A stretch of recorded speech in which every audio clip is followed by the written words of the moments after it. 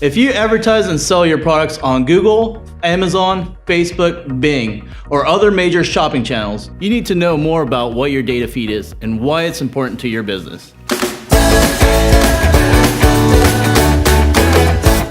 We'll start with what a data feed is.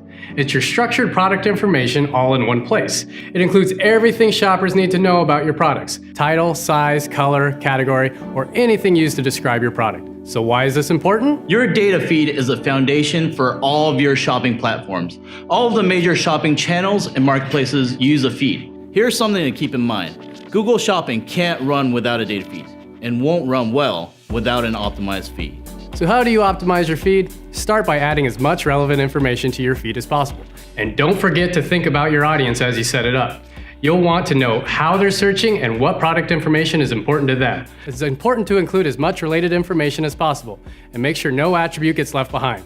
The required attributes are just your starting point. If you want to make an impact right away, take advantage of your titles and product type attributes. Include relevant keywords and attributes in your titles based on the products you sell.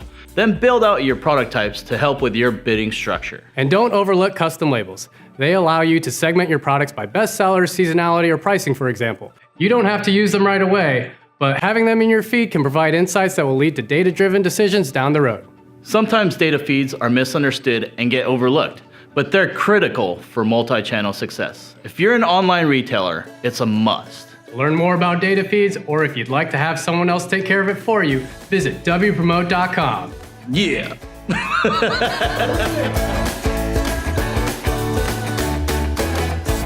Yeah.